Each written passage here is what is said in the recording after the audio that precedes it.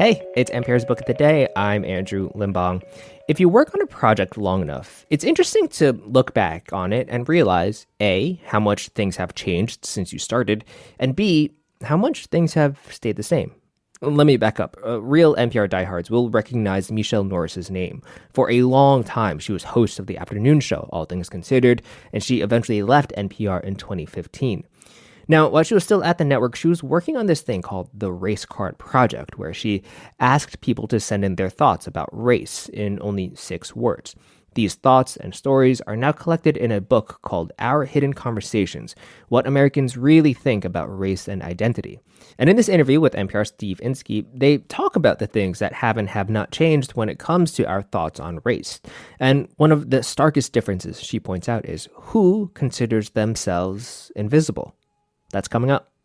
This message comes from NPR sponsor Universal Pictures with Argylle, a twist-filled and surprising take on the spy genre about an author whose fictional spy novels unexpectedly reveal the secrets of a real-life spy organization. Starring Henry Cavill, Bryce Dallas Howard, Sam Rockwell, Bryan Cranston, Catherine O'Hara, Dua Lipa, Ariana DeBose, with John Cena and Samuel L. Jackson. Directed by Matthew Vaughn and written by Jason Fuchs. Argylle, only in theaters February 2nd, rated PG-13. The writer Michele Norris has spent many years encouraging uncomfortable conversations.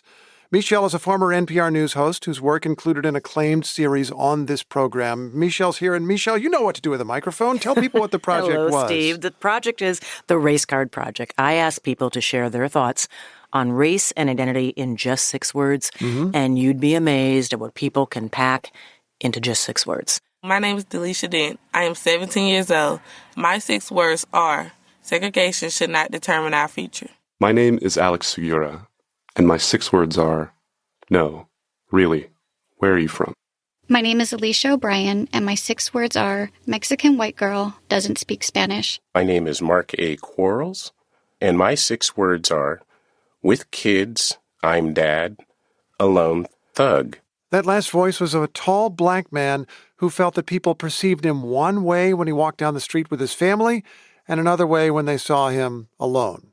Across a decade, Michele Norris collected thousands of these stories and put them in the book Our Hidden Conversations, What Americans Really Think About Race and Identity. I'm Tracy Hart from Washington, D.C., and my 6 words are, yes, I'm tobacco picking white trash. One of many white people who wrote to Michele Norris. Almost every year, the vast majority of these years, the majority of the cards have come from white Americans or white people elsewhere in the world. And that was not, Steve, that was not what I expected. I'm an African-American woman. I understand how our conversations about race are usually by, for, and about people of color. They're usually led by people of color. They're usually focused on people of color. So when I put the basket on the table, I thought that most of the cards would come from people of color and probably mainly black people. All kinds of people pulled up. When I read some of these 6-word stories, some of them are a decade old now, and yet they all feel like they're this year or last year. Then he died in our alley. Black, but I don't fear police. There's a story from Kristen Moorhead, and her 6 words were, I wish he was a girl. And when she sent in that story, she sent in a picture of she and her son. They're sitting on a bus together, and he's a preteen. So I've tracked them over time. And of course, she didn't wish that she had a little girl. She loves her son, right? But in the wake of all these police shootings, and particularly the night that she saw the grainy footage of Tamir Rice, who was shot in Ohio because police thought he had a gun. It turned out to be a toy. She was so hurt that evening and so frustrated. She didn't want her son to hear her crying. So she goes to the computer and she lets out almost like a silent scream by typing in those 6 words, I wish he was a girl. And I talked to her years later. And now Che, when I talked to her, he was 18. He's now, and that was almost 2 years ago. So now he's off in college. He moves around the world, and he walks into the 7-Eleven near his high school, and he always is like saying hello and being super friendly so no one sees him as a threat. And he's telling her how he handles himself, how he comports himself out in the world. And I'm watching her face just fall, that this kid, this nerdy, really super smart, classical music playing kid, can't fully be himself in the world because he's always worried about what someone else will think about him. Do these stories ever make you despair? They hit my heart pretty hard. This has been an emotional journey for me. To go into the inbox every day, people serve up all kinds of emotions. They serve up their fears and their anxieties and their anger and their angst. And sometimes their triumph and sometimes their humor. And someone sent in, underneath, we all taste like chicken, which was the laugh I needed at, a moment, total non-issue when the aliens arrive. I appreciate when people send things like that in. Have the conversations that you've taken in changed because of the politics of the country in the last several years, as things have grown darker and more divided? Oh, absolutely. I liken this work of collecting these 6-word stories to dendrochronology, the study of tree rings. If you cut down a tree, the tree rings will tell you a story. They will tell you a story about the surrounding environment. You will know what happened. The year there was a hurricane or a drought. Exactly. You will know humans' impact on that because of the chemicals that they introduced or the new foundation of a building that's too close to the tree and it affected the root system. The tree will tell a story and the tree never lies. In some way, this archive of human experience is a social tree ring during a period of time that is bookended by the presidencies of Barack Obama and Donald Trump, followed by a global pandemic, by economic tumult, by climate change, by the murder of George Floyd, by the conflict in Gaza right now. I mean, all of these things are reflected in some way. They're writing about their kids. They're writing about their commute. They're writing about what it's like to go to a church that feels like it's more divided right now. They're writing about, gosh, I used to live in a community that looked one way and now it doesn't. They write about how the lunchroom is smelly because new immigration patterns have meant that people are bringing new things in their lunchbox.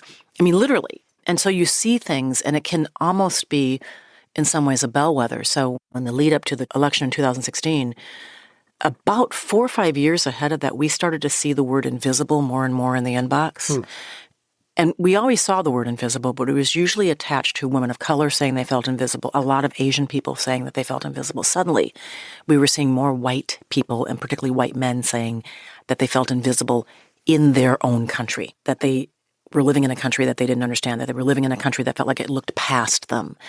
And that was interesting because that was sort of the beginning for me of understanding something that was happening out in the world that I could see through numbers and statistics and demographic change, but it's very different when you're actually hearing someone talk about the job that they felt that they didn't get, or the community that they feel like they don't understand anymore, or a change that feels scary or is creating a kind of vertigo for them.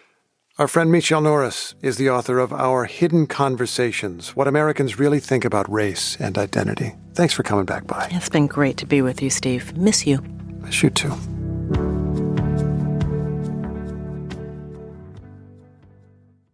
You ever been there when an uncomfortable question about race comes up, but you don't know how to answer? That's where Code Switch lives.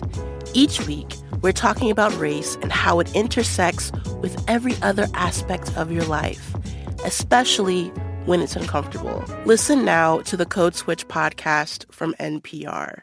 This message comes from NPR sponsor Mint Mobile. From the gas pump to the grocery store, inflation is everywhere. So Mint Mobile is offering premium wireless starting at just $15 a month. To get your new phone plan for just $15, go to mintmobile.com/switch. This message comes from NPR sponsor Betterment. The emotional build of a will they won't they love story is never chill, but your investing portfolio should be. Betterment is the investing app that lets you be totally chill about your finances. Their automated technology and tax-smart tools are easy to set up, so you can focus on navigating any will they won't they love stories that come your way. Betterment. Be invested and totally chill. Learn more at betterment.com. Investing involves risk. Performance is not guaranteed.